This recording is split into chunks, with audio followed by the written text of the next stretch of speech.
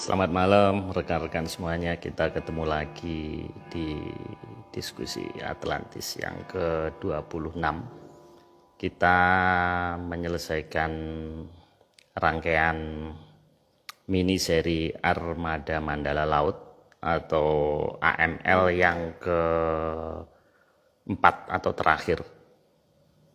Jadi kita sebetulnya masih ada beberapa slide, namun kita kurangi karena kalau tidak begitu nanti terlalu lama di laut sehingga kita tidak naik ke udara. Terima kasih juga kita sampaikan appreciate ke rekan-rekan yang banyak berkomentar, baik itu di Atlantis Series maupun yang ada di YouTube. Di YouTube kita namanya Atlantis The Great. Nah, ini Mas Agung. Halo Mas Agung. Halo. Selamat malam. Ya, suara saya kedengeran Mas? Jelas sekali. Suara saya gimana Pak? Jelas Mas. Cuman ada kresek-kresek sedikit sih Mas. Oh, mungkin kipas angin. Ya, ada suara. Kalau sekarang? Sip. Dah, bagus Mas. Jadi saya ucapkan terima kasih ke atensi rekan-rekan ini banyak sekali, terutama di minggu-minggu terakhir ini, di mana kami tidak bisa menanggapi satu persatu karena menyan Mas Agung terbatas dan itu. Jadi Mas Agung ini bukan dukun, jadi kalau memang sebenarnya ini menarik, yang kita cari justru cerita-cerita, yang kita tunggu cerita dari rekan-rekan, namun kami dengan keterbatasan tidak mungkin untuk mengupas satu persatu, sehingga kami hanya memilih aja. Nah, malam ini kita perlu menanggapi Mas, belum masuk ke AML, ini terakhir Mas ya? Iya. Iya. Oh iya Mas Ferry, capingnya bagus karena saya ingat ada komen di YouTube Mas Ari Drelai, katanya ada jasad manusia ikan di Jepang. Nah ini saya jadi ingat, ini caping Jepang Mas. Saya beli di Gunung Fuji. Jadi modelnya seperti kayak sisik ini, kayak kebetulan malam ini kita bicara wayang-wayang buto ya. Jadi saya jadi ingat sisik. Mas Agung, jadi ini banyak masukan rekan-rekan, namun ya kita tidak bisa ya untuk menjawab semuanya. Jadi satu aja Mas, ini saya ambil, namanya Mas Gunarto, ini dari YouTube. YouTube kita namanya Atlantis The Great, karo IG Live kita namanya Atlantis Series. 5 hari yang lalu Mas Gunarto, ini mestinya Gunarto ya.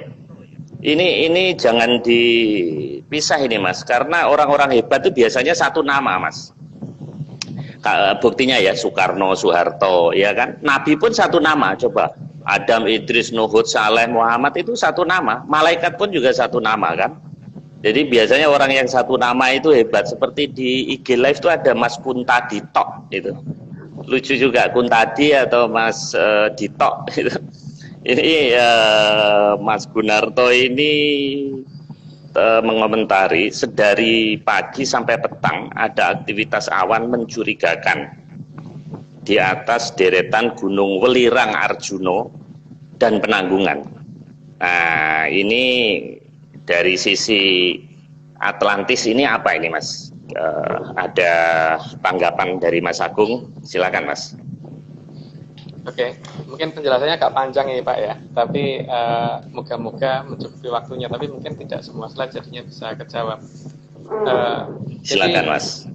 Kalau misalkan secara pengetahuan zaman sekarang, itu kan dikatakan itu awan lentikular gitu kan. Tapi kan kalau di kita itu ada beda istilah ya, jadi yang namanya pertanda ya pertanda gitu, bahwa setelah ada caping gunung itu makin banyak kan, itu ada gendengnya caping gunung itu, berarti memang udah ada satu pertanda bahwa akan ada sesuatu yang akan dikerjakan oleh mereka. Saya ngomongnya mereka ya, karena bukan saya. Di sini ada pihak yang akan yang dulu pernah ada satu janji, ini akan ditagih, dan ditagihnya berarti pertama kali pasti adalah masalah kembalinya Sungai Berantas. Jadi yang pertama ini kan masalahnya nanti akan menunjukkan bahwa saya mungkin tidak akan jelaskan terlalu detail sekali ya, tidak detail, tapi coba mungkin sudah dianggap lengkap mungkin sama banyak orang nanti, bahwa gejala ini adalah gejala suatu petunjuk alam bahwa di sana sudah ada persiapan. Yang persiapan itu yang paling utama adalah ini nanti dengan akan terbukanya Sungai Berantas.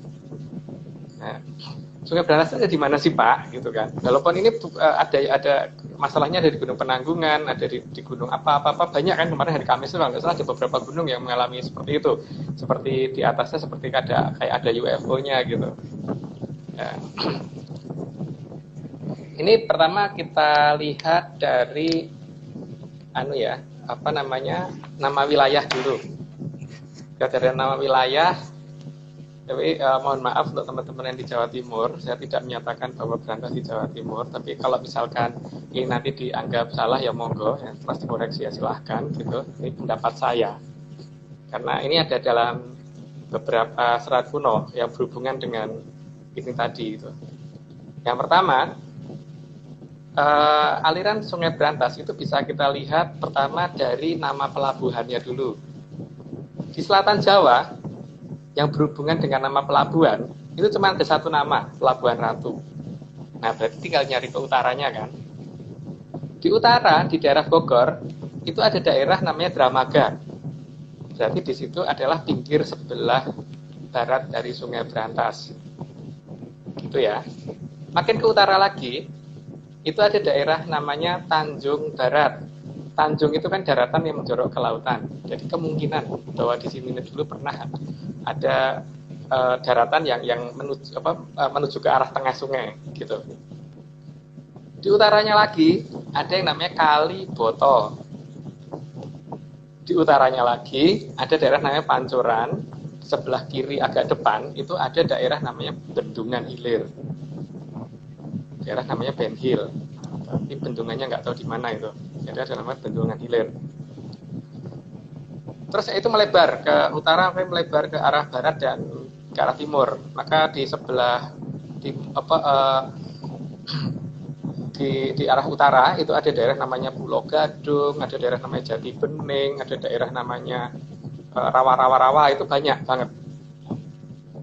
Dan kalau kita perhatikan dari nama tadi, maka kemudian ada banyak nama-nama yang menggunakan nama-nama Ci di antara jalur Sungai Berantas ini.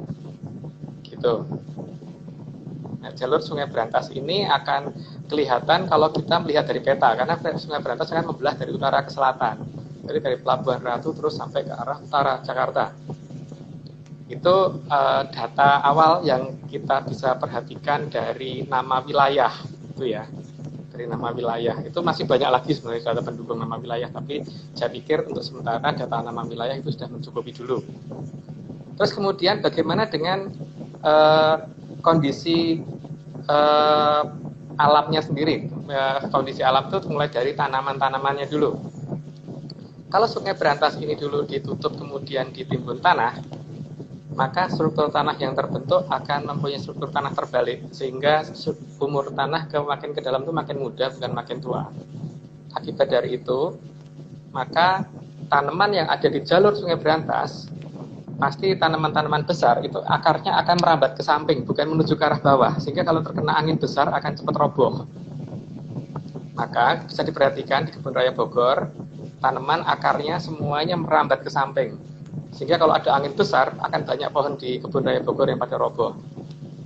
Itu menunjukkan karena akar itu kan mencari tanah yang umurnya makin tua. Jadi ketika dia menemukan yang tuanya ada di permukaan, maka dia akan bergeser ke permukaan. Gitu ya. Itu untuk yang pertama, ada suara geruduk-geruduk ya, ini tak matiin aja. Iya, Mas Agung. Kelihatannya di Mas Agung. Ini AC saya juga saya matiin. Nah, udah oke, Mas. Oke. Sip. Ya. Oke. Nah, ini Itu makanya kita bisa melihat bahwa beberapa pepohonan termasuk yang menuju ke arah Jakarta itu rata-rata akarnya tidak akan menuju ke arah dalam, tapi akan menuju ke arah samping, sehingga rawan banget dengan angin ribut. Jadi kalau ada angin ribut maka akan terjadi yang namanya banyak pohon tumbang. Terus kemudian kita bisa perhatikan kalau misalkan kita berada di Semarang, kita bandingkan dengan kalau kita berada di utara Jakarta, misalkan di daerah Tanjung Priok, daerah Cilincing dan sebagainya. Kenapa? Karena kalau di daerah Semarang itu airnya benar-benar asin, maka di sana banyak yang namanya tambak garam di sekitar Semarang dan sebagainya, banyak tambak garam.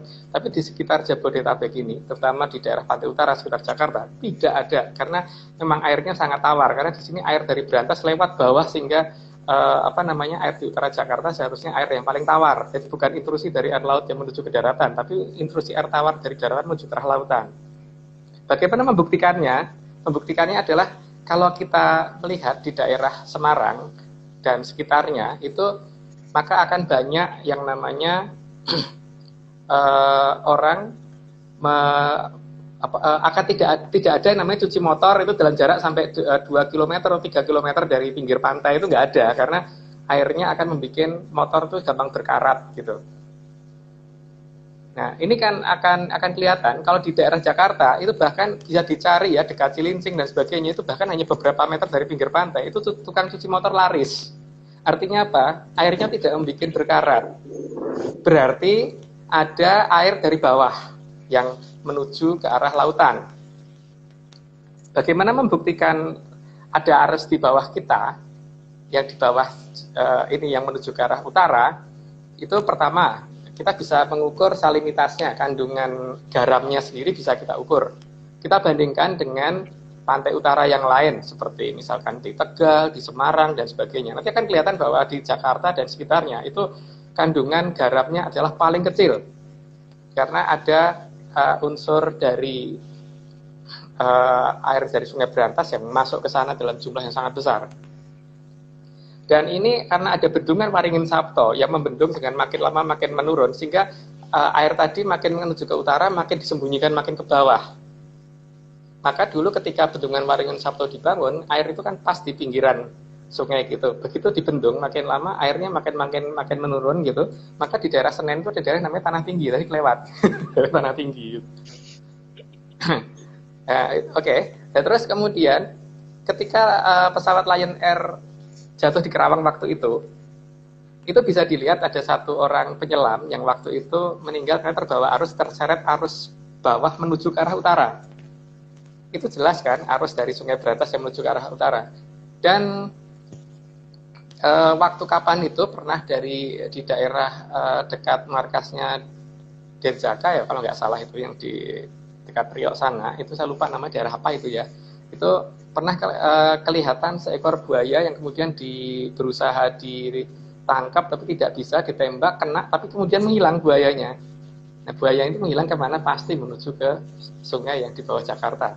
Maka jangan kaget kalau di dekat Jabodetabek ini ada daerah-daerah yang menunjukkan nama-nama bekas daerah perairan. Ada daerah namanya Jati Bening, ada daerah namanya Bulak Kapal, ada daerah namanya Desa Pelabuhan di daerah Duren Sawit, ada daerah namanya Rawa Buaya, Rawa-rawa dan sebagainya, itu cukup banyak. Ada daerah namanya Pulau Gebang dan sebagainya. Maka, pintu air, Mas. Ya, maka bagi saya kalau pemerintah itu akan memindahkan ibu kota itu sangat tepat. Tapi itu keputusan bukan di saya hanya bisa mengusulkan saja. Tapi terserah, itu haknya pemerintah, bukan hak saya ya. Cuman bagi saya lebih baik sih ibu kota segera dipindahkan, gitu ya.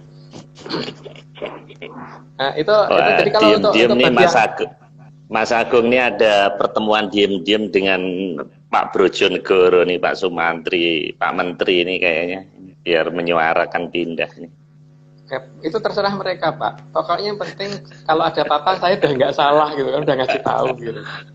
Cuman harus berhati-hati sekali, jangan sampai banyak yang kemudian nanti pada ketakutan karena ada apa yang di bawah Jakarta. Jadi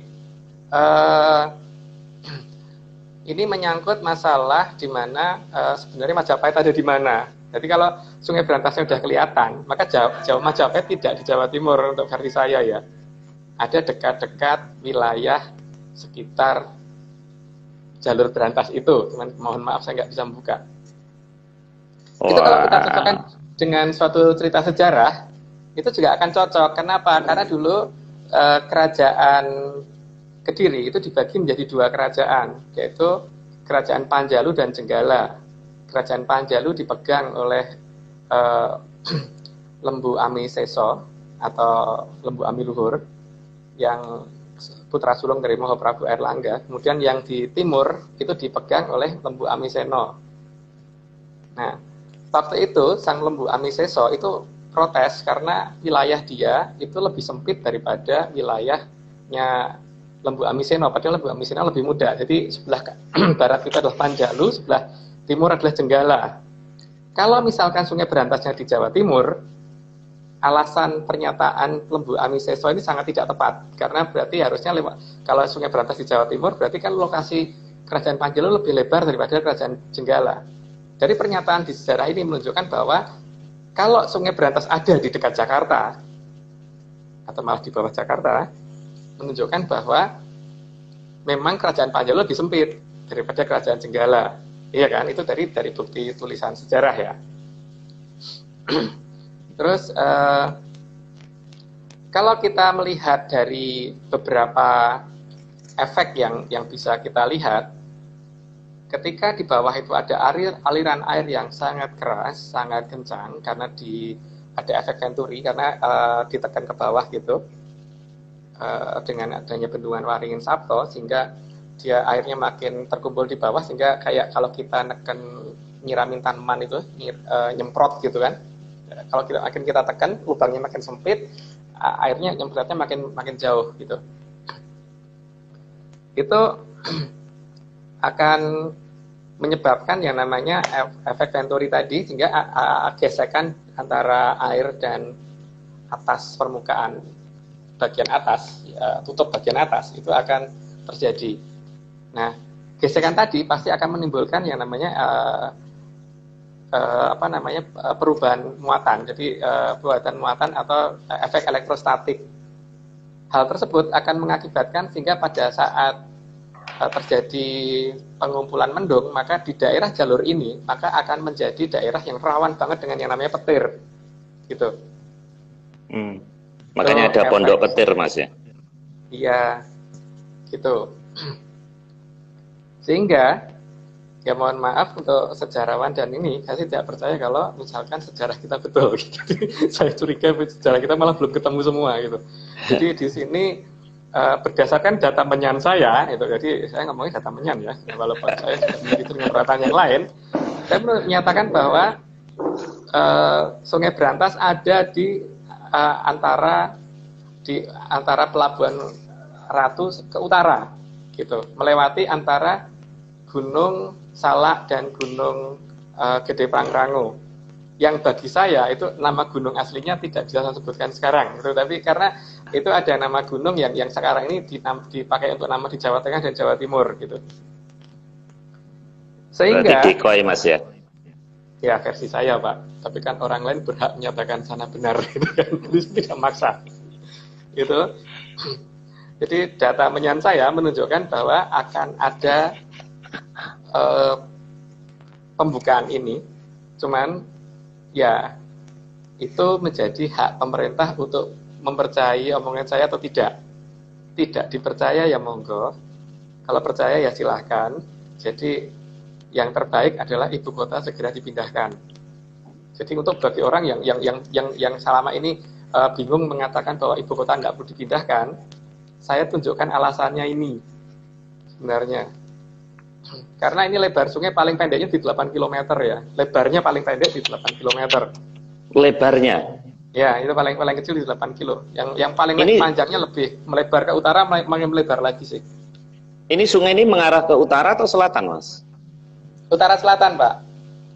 Oh, jadi mengarah ke sana dan ke sana gitu ya? Ya, dari Pelabuhan Ratu, terus nanti melalui daerah yang namanya pakai cici, makanya namanya Cijeruk kalau orang Sunda bilang, kalau orang Jawa kan Cijeruk atau air yang dalam gitu. Terus itu mengarah ke arah antara Gunung Gede dan Gunung Gede Pangrango dan Gunung Salak. Terus nanti lewat pinggirnya, lewat Dramaga itu ke utara gitu. Dramaga ada di pantai sebelah barat dari Sungai Berantas gitu. Mas, ini sungainya di atas atau di bawah? Di bawah, Pak. Oh, jadi yang sekarang Sungai Ciliwung dan lain-lainnya itu ini atas, ada di atasnya Sungai Berantas. Jadi jadi masih jauh di bawah itu. Mas, ini saya potong. Ini kalau enggak, ini bisa sampai jam 3 subuh. Saya nggak bisa bangun ini. Ini nanti topiknya melenceng ini. Ini nanti lain waktu saya rasa. Nah, mendingan kita nyelesain ini dulu, biar IG kita urut. Dan ini pun kita harus paksakan sampai slide ke-75. Jadi kita ngomong ke laut, Mas. Soalnya kalau laut ini nggak selesai, ini kita nggak akan naik-naik ke udara ini. Nah, apakah nanti setelah laut ini akan membahas yang topik tadi menarik karena memang sekarang lagi musim hujan, jadi pas sekali. Jadi saya rasa kita selesaikan aja, Mas, ya. Kemarin ini ya, kita sampai bajul-bajulan ini, gambarnya nggak kelihatan ketutupan nih, Mas. Oke, saya perbesar. Nah, ini apa, Mas? Ini Bajul Sengoro, Mas. Ya, Bajul Sengoro. Kalau kadang-kadang disebut dengan nama celabang darat kalau di ini ya. Itu salah satu dari yang jaga di Guntur Laut. Seharusnya salah satunya itu. Jadi gini ya, kalau kita itu menulis SMS atau menulis WA pada saat kita kirim, berarti kan kita kirimnya adalah itu di-pack dulu menjadi gelombang elektronik, kemudian dikeluarkan melalui sinyal, kemudian diterima oleh penerima yang diterima dari repeater, kemudian dari repeater disampaikan ke tempat yang ke kantor pusatnya dulu, dari kantor pusat ke repeater berikutnya, terus baru menuju, atau BTS ya istilahnya, BTS tower gitu, terus baru ke HP pihak lawan yang dituju gitu kan. Nah, problemnya adalah kita tidak pernah tahu bahwa itu sebenarnya apa gitu kan. Jadi kalau misalkan di Jawa itu kemudian inskripsi itu ditunjukkan dalam bentuk ada makhluk yang membawa, seperti itu salah satu wujudnya gitu. Jadi kalau misalkan ya ini untuk bagi intelijen mungkin cocok banget sih, kalau misalkan mau menangkap inskripsi lawan itu lebih baik kalau bisa melihat yang bawa itu siapa, walaupun orang ngomong zaman modern yang bawa gelombang elektromagnetik, tapi sebenarnya wujudnya kayak gitu. Jadi itu bisa ditarik, diajak ini sehingga berita tidak nyampe ke tempat tujuan dan kita bisa menangkap apa yang menjadi pembicaraan pihak lawan gitu kan. Nah, ini yang digunakan, salah satunya adalah ini yang digunakan di gamelan Guntur Laut. Jadi tergantung dari apa yang nada apa yang dibunyikan. Jadi nada tertentu berarti nanti bisa gendroyoro, nada tertentu berarti yang ini dan sebagainya gitu, Pak. Jadi ini yang digunakan oleh banyak pihak di sana dan di sini pada masa lalu gitu. Mas, itu kan Bajul Sengoro tadi matanya 2 ya, Mas. Ini saya punya wayang. Ini matanya 2 juga, Mas. Tadi kan itu matanya 2. Ini tulisannya Nades Gempal ini. Ya, ini apa? Kenapa, Mas? Matanya kok 2 ini apa, Mas? Kira-kira, Mas? Ini ada maksud apa, Mas? Kalau menjelaskan nanti bisa jadi arahnya agak rame, Pak, karena ini berhubungan dengan sesuatu yang mungkin orang banyak nggak suka nantinya, jadi mungkin saya tidak menjawab dulu gitu. Oke, ini aja, Mas. Ini ada Bajul Buntung, Mas ya. Bajul apa ini? Sebentar. Namanya Kelabang Darat, Mas. Kelabang Darat.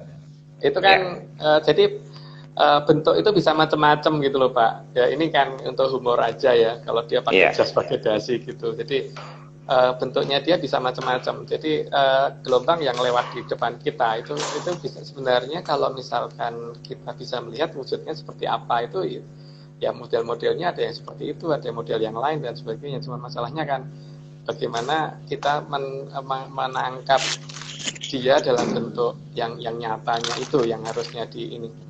Wah, mau jadi dalang ya, Pak? Iya, saya cari-cari karena kok Mas Agung malam ini banyak ngomong wayang ini. Jadi kaitannya wayang dengan ini apa, Mas, tadi, Mas? Saya masih kehilangan ini tadi kan ini kan berarti manusia apa kepala hewan gitu Mas.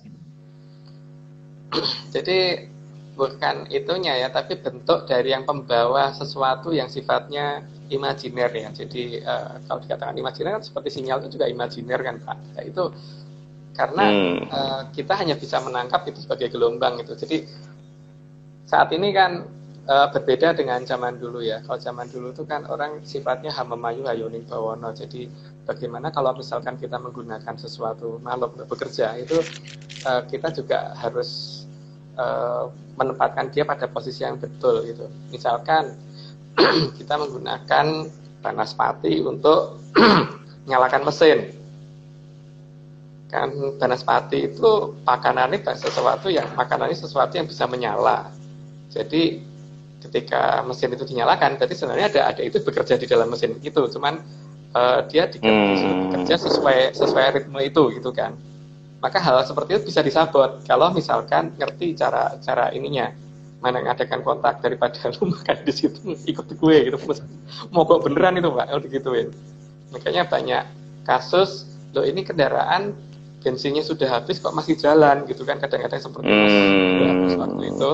Atau loh ini kan kendaraan baru masih baru juga baru diservis, terus kemudian semuanya masih lengkap, kenapa nggak bisa jalan? Lah itu ada kasus-kasus seperti itu yang tidak diketahui masyarakat umum, bahwa ada sesuatu yang di dalam kendaraan kita itu yang sebenarnya bekerja mereka, cuman karena teknik itu tidak bisa melihat itu, cuman bisa melihat efek kerjanya, maka hanya bisa melihat mereka dalam bentuk energinya yang digunakan itu gitu. Tapi ini bukan mistis Mas ya, sebenarnya ini ilmiah ya, bisa dijelaskan ilmiah Mas?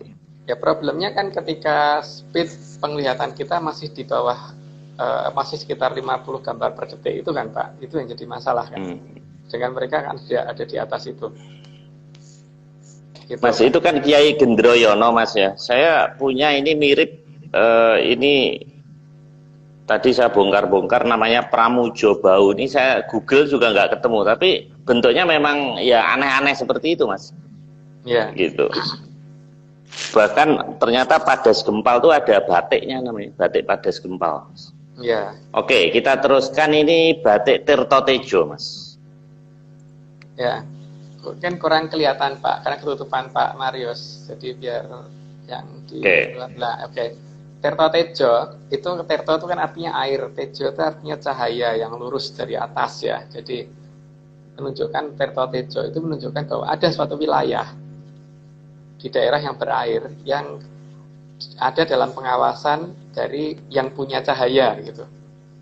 Jadi wilayah itu ada di daerah berair. Jadi di sini menjelaskan bahwa kerajaan kita dulu untuk di zaman dulu itu kan biasanya Pangeran Pati menggunakan jarik yang bentuknya Tirtotejo, terutama untuk pangeran-pangeran Pati ya. Pangeran Pati itu berarti pangeran putra mahkota biasanya.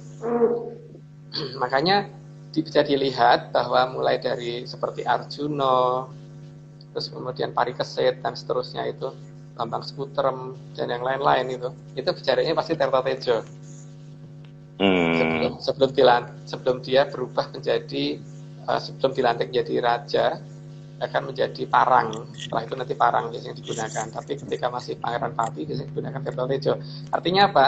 Pangeran Pati sudah harus ada kontak dengan yang punya kerajaan di tengah laut itu, gitu loh Pak. Artinya kerajaan di tengah laut itu ada beneran, jadi bukan hanya suatu cerita. Gitu. Cuman tidak semua orang diizinkan untuk melihat dan untuk mencapai ke sana. Gitu. Kalau Agung Bimo Sutejo apa Mas? Itu kan nama saya Pak. Oh iya. Oke. Mas, ini kolam segaran. Ya. Namanya segaran Pak ya. Ada segaran tadi kan segoro buatan gitu. Ada kolam segaran. Jadi kan memang ada segoro yang sebenarnya bukan segoro gitu loh di luar sana. Maksudnya menjelaskan itu kan. Jadi Mojopahit sudah menjelaskan itu. Nah masalahnya kan kolam segaran yang benar itu ada di mana gitu. Oke, di Jawa Timur ada itu di daerah Mojokerto, tapi ternyata di daerah dekat Mojopahit yang asli ada yang lebih besar dan batunya marmer, gitu, marmer merah bukan batu bata.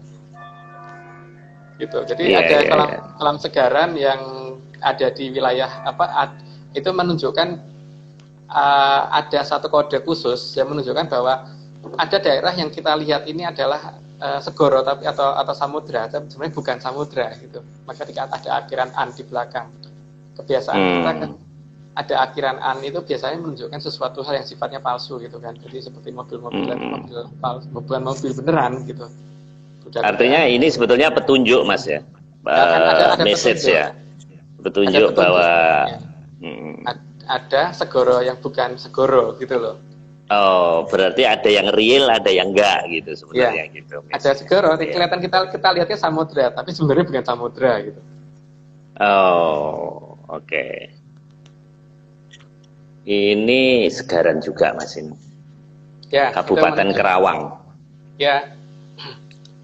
Karena di sini saya hanya mendapat perintah dari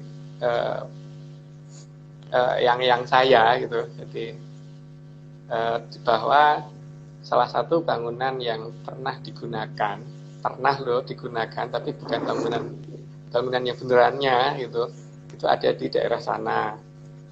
Ada kolam Segaran di sini. Harusnya dibanding ini, ada kolam Segaran di Trawulan, ada kolam Segaran di sini.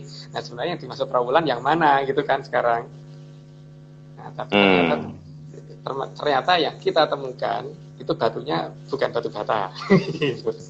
Tapi bukan di situ. Cuman ini hanya untuk menunjukkan bahwa ada kolam Segaran yang lain loh, yang lebih besar dan lebih bagus gitu loh Pak. Maksud saya begitu. Itu carilah. Berarti harus diteliti lebih jauh lagi nih Mas, daerah-daerah ini ya. Oke. Berikutnya sebentar Pak, ini ada yang samudra ini Mas. Ya, ini sebentar ada yang mengomentari tentang Sirno Ilang Kertaning Bumi. Itu bukan Majapahit ya. Ya, bukan pada saat Majapahit runtuh, salah.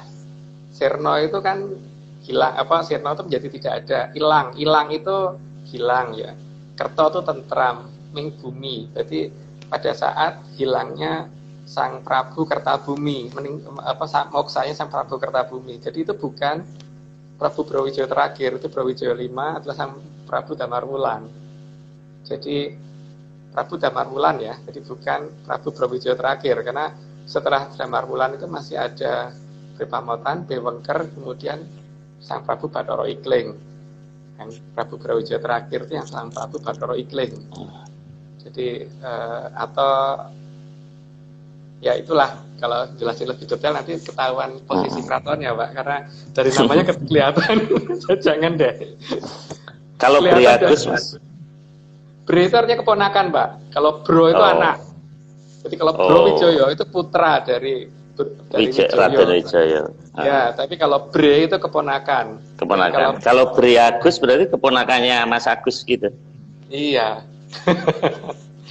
Makanya ada Bre Pamotan itu berarti keponakan dari Keraton Pamotan. Kalau Bre Wengker berarti keponakan dari Keraton Wengker.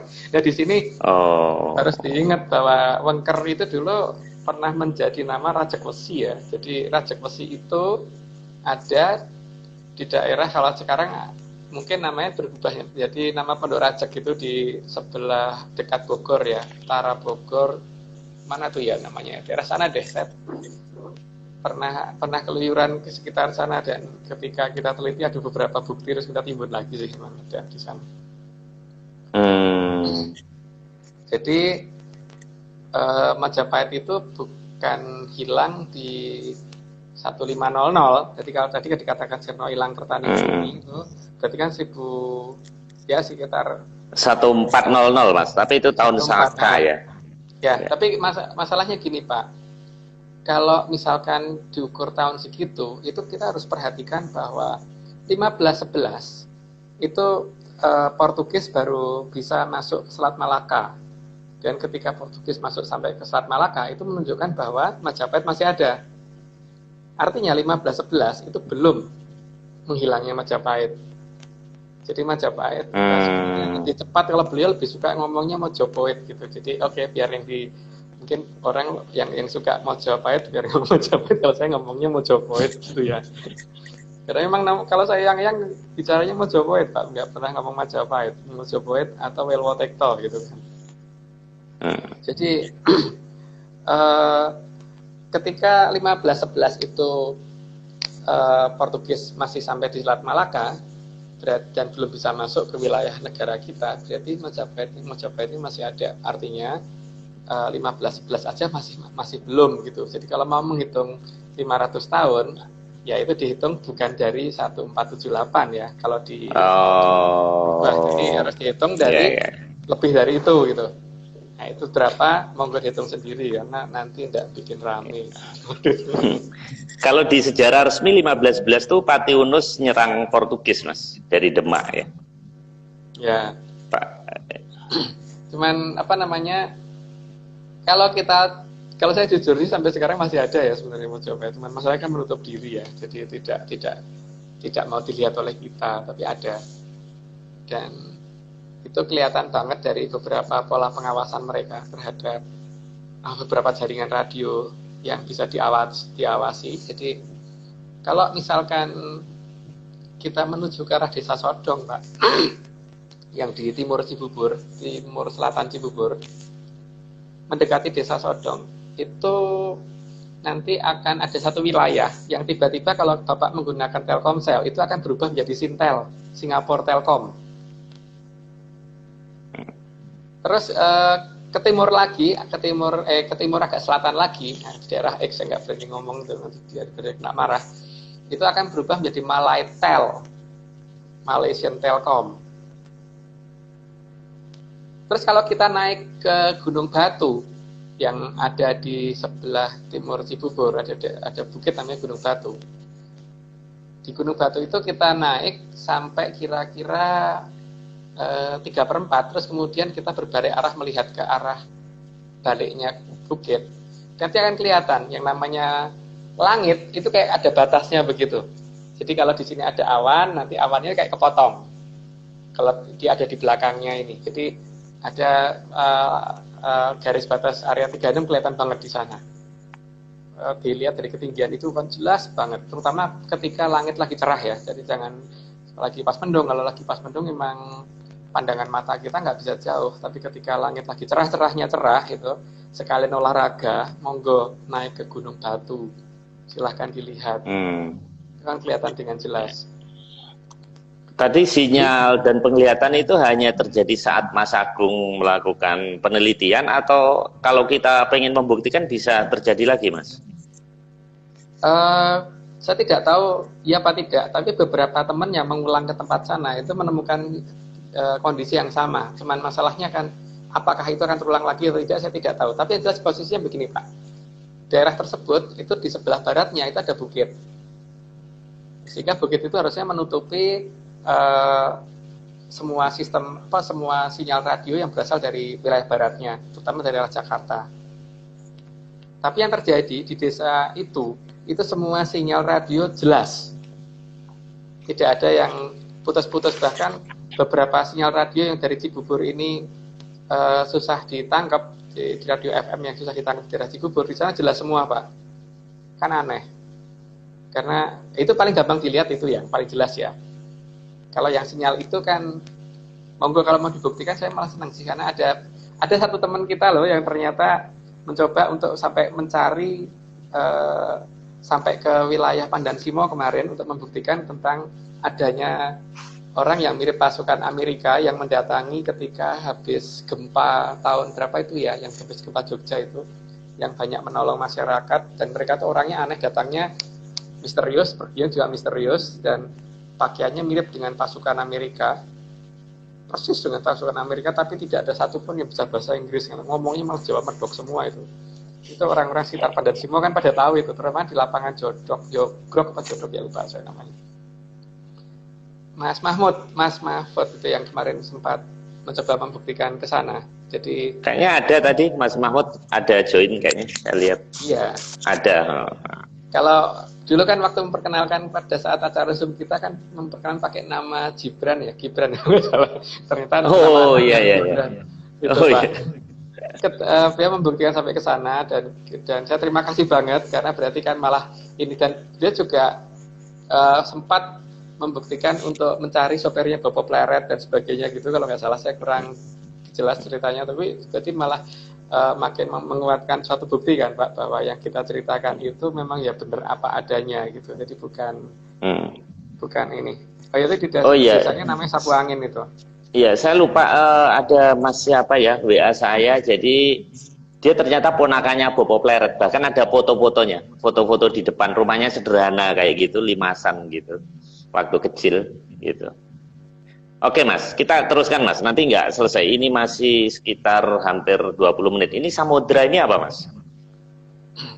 Kan lucu tuh Pak, kita kok mengenal pakai namanya banyak banget sih. Ada Samudra, ada Jaladri, ada Segoro gitu. Harusnya kan nama itu satu aja gitu.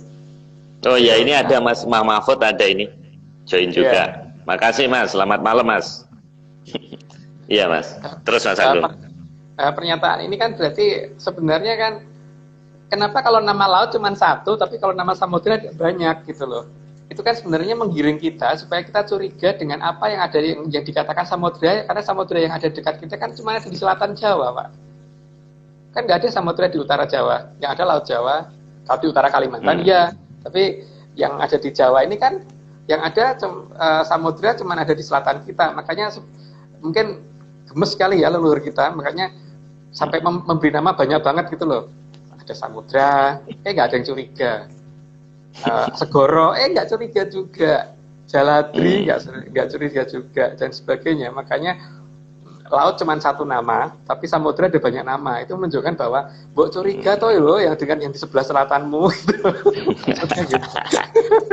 Selatan sampai ke barat dong Mas ya, kan samudra India sampai Afrika. Ya, cuman kita diminta untuk curiga dengan yang di selatan kita, terutama itu kan. Bukan Australia, kalau Australia nggak perlu dicurigai Pak. Udah emang itu ngapain dipikirin. Oke, oh yang ini laut ini. Ya, itu tadi kan ya saya katakan, kalau laut kan namanya cuma satu gitu loh.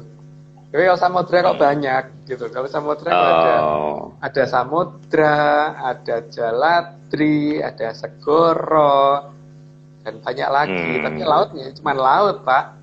Coba aja dalam kamus bahasa Sanskerta maupun bahasa Kawi, laut ya cuma satu nama itu. Tapi untuk lautan yang luas banget itu cuma ada banyak nama, kan aneh ya? Iya. Ya, memang hanya Menyan yang bisa mengartikan itu, Mas. Oke, ini apa, Mas? Benua. Ya. Kan kita dikatakan sebagai Nuswantara dari tempat yang diapit oleh dua samudra dan dua benua, gitu kan. Katanya. Kalau diperhatikan, mereka ngomongnya benua Asia dan benua Australia. Tapi apa iya Australia itu sebanding dengan Asia gitu? Kalau membandingkan itu kan nenek moyang kita kalau membandingkan pasti dua tempat itu yang posisinya sama-sama mirip toh Pak. Jadi penjelasan Nuswantara itu bahwa kita ada di antara dua benua. Jadi benua satunya pasti bukan Australia gitu loh. Jadi benua satunya pasti juga gedenya hampir sama dengan itu, artinya menunjukkan bahwa pernyataan ini menunjukkan bahwa ada benua lain yang saat ini nggak bisa kita lihat, ada di daerah yang namanya banyak banget itu loh, samudra, segoro dan sebagainya itu. Nah, menurut Mas Agung, para pendiri kita sebetulnya mengetahui ini atau enggak pada saat menciptakan istilah-istilah sandi itu, Mas? Ya tahu banget Pak. Kalau tidak tahu kan malah tidak ada sandi itu akan tidak ada. Makanya kalau dikatakan bahasa kita berasal dari India atau berasal dari Malaysia untuk bahasa ininya, mereka perbendaharaan katanya nggak akan selengkap di kita. Dan mereka juga bahasanya terlalu pinggiran kalau kita pikir gitu loh.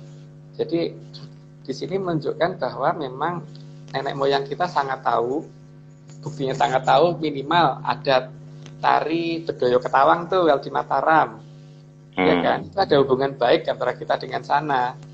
Coba di India ada apa tari kayak gitu, ya kan? Tari India yang ada, Mas. Ya di kita yang ada seperti itu. Jadi ini kan sebenarnya dengan adanya Bedoyo Ketawang dan sebagainya, carilah ada benua di selatan kita gitu loh. Ya. gitu. Bahkan WR Supratman pun Mas Agung pernah menyinggung itu ya. Iya. Di sana tempat lahir Beta. Iya. Bahkan lucu toh, sampai dengan hari ini kok tidak ada koreksi gitu loh di lagu kebangsaan kita gitu. Kan cukup aneh nih, kan lagunya Indonesia, tanah airku, tanah tumpah darahku, terus di sanalah aku berdiri. Coba toh Pak dipikir, kita itu berdiri di negaranya siapa saat ini? Kalau misalkan di sanalah aku berdiri, berarti ini bukan negara kita kan? Ya. Berarti di sana itu harusnya, bukan di sini. Over there. Masih ada satu lagi Mas, yang di sana tempat lahir Beta. Iya. Nah itu kan di sana Iya. juga kan? Di sana juga, iya, makanya dari lagu kebangsaan juga kelihatan. Bukannya BR Supratman salah, itu memang mengarahkan bahwa negara kita bisa besar itu karena ada di sana, yang di sana itu gitu loh sebenarnya. Jadi di sanalah tempat lahir, di sana tempat lahir Beta, di sanalah tempat aku berdiri gitu. Iya. Iya. Mas, ini ada Mas Maulana dari Sumatera, dia nanyain, saya sarankan Mas Maulana ikutin YouTube, buka YouTube kita yang Mas Matswapati ya. Silakan ketik aja Matswapati di YouTube, nanti akan muncul pembahasan kita. Kemudian tadi Sriwijaya ada yang nanya, yang Wijaya ya Mas ya. Gitu. Jadi Sriwijaya ya. Kalau dijelaskan mungkin ada yang gondok nanti Pak. Jadi ya gimana ya, kalau saya melihat bahwa ada suatu kerajaan di daerah Sumatera, tapi namanya bukan Sriwijaya, sayangnya itu ya. Dari data menyan saya dari dan pakai nama Wijaya Mas ya. Ya. Pakai nama Wijaya juga Mas ya. Ya begini ya, sebutan dari beberapa orang zaman dulu itu kan kadang-kadang sang raja itu dipanggil sang Prabu atau Sri Prabu gitu kan. Jadi kalau sang Wijoyo ya dipanggil Sri Wijoyo gitu kan. Berarti kan itu bukan nama kerajaan sebenarnya menurut saya, tapi itu nama seorang raja yang ada di daerah dekat Jawa Barat ini gitu. Jadi saya tidak ngomong Jawa Timur loh yang sekarang. Dengan bukti yang saya katakan tadi. Ini mentang-mentang Mas Agung tinggal di Cibubur nih, jadi ini nih belain Jawa Barat terus nih. Ya enggak kan. Okay. Karena logikanya gini loh Pak. Kalau misalkan raja itu dianggap sebagai Dewa Ngejowantah, dalam bahasa Jawa dewa itu kan disebut sebagai yang. Maka tanah para dewa itu disebut tanah parahyangan. Coba yang ada nama tanah parahyangan itu kok di Jawa Barat, kenapa bukan di Jawa Tengah dan Jawa Timur? Ayo, apa saya belain? Kan buktinya sudah ada di situ. Jadi tempatnya para dewa itu adalah tempat parahyang gitu kan. Karena hyang itu adalah dewa atau Bathara itu, tempat para sanghyang itu. Jadi memang Oke. Mas, kita lanjutkan Mas. Ini tinggal 10 menit lagi Mas. Ini Jati Bening. Kenapa Mas? Pernah mau beli rumah di sini apa gimana Mas? Iya, pernah tapi terus nggak berani. Kemahalan Mas ya? Ya terlalu mahal, nggak kuat di sana. Apa ini Mas? Ini kaitannya Mas? Ada dua arti loh Pak. Jati bening itu, jati itu kan sejati atau sebenarnya, bening itu ya bening gitu. Jadi bening yang sebenarnya, dan bening itu kan berarti bisa ada dua maksud ya, bahwa tidak terkontaminasi. Jadi kalau dilihat dari pola berpikir itu jernih gitu, jernih yang sebetulnya, atau menunjukkan bahwa wilayah Jati Bening dulu benar-benar adalah wilayah perairan yang bening sekali, gitu kan Pak? Gitu. Nah, kenapa saya ngomong ada Jati Bening? Karena kalau betul itu Sungai Berantas ditarik ke selatan, maka ada daerah namanya Pelabuhan Ratu. Berarti disitulah seharusnya, nggak jauh dari situlah seharusnya Panembahan Senopati dulu pernah bertemu dengan Sang Maharatu Kidul gitu. Nah, kenapa kok saya ngomong begitu? Karena saya curiga bahwa mungkin zaman Panembahan Senopati, tapi sebenarnya tidak mungkin sih, karena saya sudah meneliti, nggak pakai kata mungkin. Mataram zaman Panembahan Senopati nggak jauh dari Jakarta juga. Gitu. Waduh Mas, jangan diterusin Mas. Ini nanti jadi kilaf ya itu jadi perdebatan karena ini akhirnya letak Solo Jogja juga ruwet. Tapi mungkin nggak apa-apa, itu decoy ya. Dengan begitu kita terselamatkan Mas ya mungkin. Nah itu ada kaitannya nggak Mas? Kenapa VOC yang di kekepin apa istilahnya, yang di ini Jakarta? Maksudnya kenapa dia tidak Jawa Tengah, Semarang, Surabaya, tapi Jakarta? Apa kira-kira VOC tahu juga Mas Belanda? Tahu dari peta ada loh Pak, dari peta kuno ada. Ntar coba ya mungkin kapan-kapan gitu kita share peta yang ada di Google itu, bahwa Sungai Berantas ada di wilayah situ, dan nanti akan ketulis oleh peta kuno yang dibikin oleh Belanda menunjukkan Mataram ada di mana gitu. Ada di Jakarta. Gitu. Cuman gini Pak, yang paling penting, kalau misalkan ada suatu negara datang ke negara lain, maka pasti pertama kali mendarat adalah di dekat ibu kota atau Pak.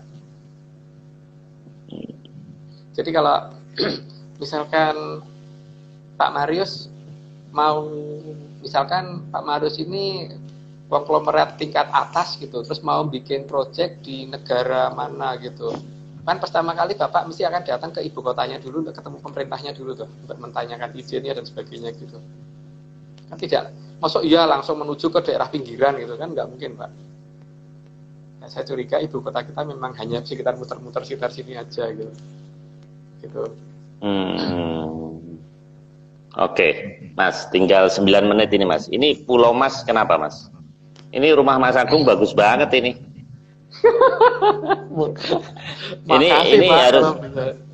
Ini harus masuk dalam LHKPN, ini masuk SPT ini Mas. Saya lihat SPT-nya Mas Agung nggak ada ini. Gimana Mas ini Pulau Mas? Saya katakan Pulau Mas itu kan, apa nggak curiga sih Pak, namanya udah pulau gitu loh. Pulau itu berarti kan satu tempat yang di sekitarnya air kan Pak? Iya kan? Berarti kan ada namanya tempat yang, kalau zaman dulu kan kerajaan itu selalu dihiasi emas-emasan, karena salah satu wilayah kadipaten kita yang kemudian saat ini ngaku menjadi negara tersendiri, itu yang dulu ngaku ngeklaim namanya Ayodhya, itu Thailand, itu kan beberapa bangunan mereka dihiasi mirip emas gitu, entah itu emas beneran atau bukan ya, nggak tahu. Tapi gini, di sini unik Pak, ada satu pulau yang dikatakan Pulau Mas, itu berarti kan pulau itu bangunannya bermengkilat semua kan? Iya. Nah, ini ada di dekat Jakarta, dan ada di Jakarta, dan orang mungkin hanya melihat ini sebagai nama Pulau Mas gitu. Sayangnya tidak ada yang bisa mencari apakah ada area 36 di situ gitu kan? Daerah Pulau Mas, coba aja kalau dicari pasti ada itu, ada wilayah yang agak-agak unik di daerah situ. Nah, keberadaan nama Pulau Mas ini kan menunjukkan adanya pernah ada hubungan antara kerajaan Majapahit yang ada yang salah satu tempat Pangeran Patinya itu sang Pangeran Maheso Pangarso itu pernah punya tempat di daerah situ. Keratonnya di situ, terus tempat kasatria di daerah Kadipaten Pulau Gadung, karena pakaiannya serba hijau gadung kan. Dan itu ada kotak dengan selatan, maka dia menyediakan keraton khusus untuk Nimas Gilang Kencono itu, maka ada daerah namanya Pulau Mas di situ. Cuman wilayahnya tidak bisa kita masukin saat ini Pak. Jadi kalau ngerti caranya ya, dan untungnya saya mungkin nggak dianggap ya nggak ngerti caranya, dianggap nggak ngerti caranya gitu. Iya. Mas Agung, Pulau Mas itu ada kaitannya dengan Shangri-La nggak Mas? Panjang lagi. Beda, panjang lagi. Dewi Shangri-La panjang lagi. Jangan. Ini banyak yang komen di chatting ini. Minta 1,5. Enggak, kita tetap 1 jam Mas. Karena kaitannya dengan IG durasi. Mas Agung, ini ada yang komentar dari Mas Kabalisme. Tidak di chat tapi di question. Dia ngomentarin Mataram tuh mungkin Matraman ya. Emang iya. Tapi ada yang curiga kok ada nama kerajaan Mataram. Ram itu artinya apa sih? Tapi apa itu Mas? Oh jangan, nanti rame. Oh, saya tahu. Kan mata kan? Saya tahu Ya, saya. ya. Iya. Itu menunjukkan ajaran kita ya, tapi ya udah jangan kan tidak jadi rame. Cuman paling tidak gini ya, apa namanya di sini tuh Matraman itu hanya satu wilayah yang saat ini tertinggal namanya gitu. Makanya kan kalau di beberapa serat kuno itu dijelaskan bahwa kerajaan Mataram itu mempunyai banyak pasukan dan pasukannya itu ada banyak dari berbagai wilayah. Dan kemudian ketika mereka membawa keluarganya ke sini, karena ketika pasukan itu membawa ke wilayah, berarti ya ada pasukan dari Bugis, terus kemudian keluarga dibawa, maka menjadi kampung Bugis. Ada daerah orang Makassar, kemudian jadi kampung Makassar. Terus ada orang dari Melayu, maka jadi kampung Melayu, karena keluarganya dibawa, gitu kan. Itu ada di bawah Mataram, Pak. Nah, lucunya kenapa nama-nama itu ada dekat Jakarta gitu loh. Ada lagi kampung Ambon kayak gitu Mas ya. Kampung Bandan, ada nama Manggarai gitu kan. Nah, itu menunjukkan bahwa itulah dia. Mataram pernah ada di Jakarta, dekat Jakarta. Nah, Mataram berikutnya mungkin di Jogja ya, mungkin ya. Tapi Mataram dulu pernah ada di dekat Jakarta, Mataram awal. Jadi, kan ada istilah gini Mas, kalau kita belajar sejarah resmi itu kan Mataram Hindu sama Mataram Islam gitu kan ya. Katanya kalau Mataram Hindu di Jawa Timur, zamannya Empu Sendok dan segala itu. Karena kena gunung meletus, pindah gitu. Itu versi sejarah yang mana saya kurang tahu ya, karena dulu saya waktu pas masih Bobo Plaret itu masih sugeng ya, masih hidup, itu pernah cerita ke saya bahwa ini gimana ya, kok semua wilayah kita ini berubah, satu. Terus yang kedua, kenapa beberapa ajaran kita ini saat ini dirubah, sehingga banyak hal yang akhirnya sederhana jadi kayak susah sampai gitu loh. Maksudnya Bapak Pran begini, kalau ada angka 3 tambah 4 sama dengan 7, harusnya kan cara ngitungnya itu yang dipelajari, bukan 3 artinya apa, tambah artinya apa, 4 artinya apa, sama dengan artinya apa, tapi angka 7-nya nggak pernah ketemu gitu Pak. Jadi mempelajari 3 tambah 4 sama dengan berapa dengan menggunakan pelajaran filsafat. Nggak ketemu. Itu beliau sempat mengeluhkan itu waktu dulu itu. Sehingga saya dulu waktu itu nggak ngeh apa sih maksudnya, tapi ada beberapa serat yang beliau pernah sebutkan ke saya ya. Ya itu terserah kalau masyarakat di luar sana lebih mempercayai yang saat ini beredar ya silahkan, tapi ada salah satu serat yang sangat-sangat dipertanyakan itu adalah Wedosa Songko dan beberapa serat yang lain ya. Apa itu mungkin asli untuk zaman sekarang tapi tidak asli untuk zaman dulu gitu loh mungkin, sehingga ajarannya hanya membuat orang jadi baik tapi nggak jadi saksi gitu. Ya, ini di kolom chat ada yang komentar lucu-lucu Mas. Pancoran ini mungkin pancuran. Terus Cipinang Cipinang Muara, lah hulunya di mana kalau ada muara? Nah, sudah pada pinter kan sekarang untuk mencari Sungai Berantas ketika saya sebutkan tadi gitu. Jadi minimal sekarang udah tahu ya Berantas ada di mana. Dulu kan ada yang nanya nih Berantas ada di mana. Nah ini sekarang sudah saya jawab. Cuman saya tidak menjawab dengan penelitian yang sangat detail karena itu rahasia. Kalau sampai data geolistrik dan data-data yang lain, kita tidak akan ungkap. Jadi silahkan dari data-data nama itu dulu aja sudah cukup kok saya pikir untuk mencari ini, dan silahkan dibuktikan sendiri gitu. Karena kalau kita yang membuktikan nanti dikira ya iyalah lu yang punya teori gitu kan. Nah silahkan buktikan sendiri. Kalau Sungai Berantasnya ada di sana, terus sejarah kita ini bener apa enggak gitu aja. Seluruh sejarah kita dari sejarah yang dari lama sampai ini bener apa enggak gitu. Nah nanti silahkan diambil kesimpulan sendiri ya. Iya. Ini seru juga nih. Ada Teluk Naga segala ini Mas. Ya iya. Jadi pintar kan sekarang pada ngerti kan sekarang posisi Berantas. Makanya ada nama Kalideres segala kan Pak. Iya, Kalideres. Minggu depan narsumnya biar yang ini aja 58 yang join ini Mas. Kita jadi pendengar aja Mas. Oh, boleh.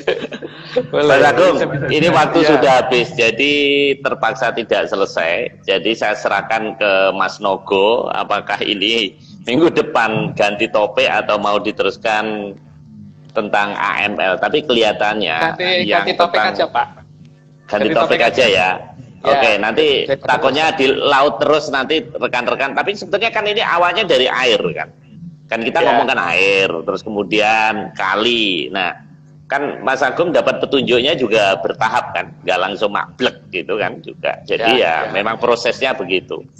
Oke, Mas Agung, terima kasih sekali. Ini malam ini topiknya seru juga. Jadi ya moga-moga ini menjadi catatan lah. Kalau toh kita nggak bisa mengungkap, mungkin anak cucu kita, Mas. Ya. Salam menyan Mas Agung.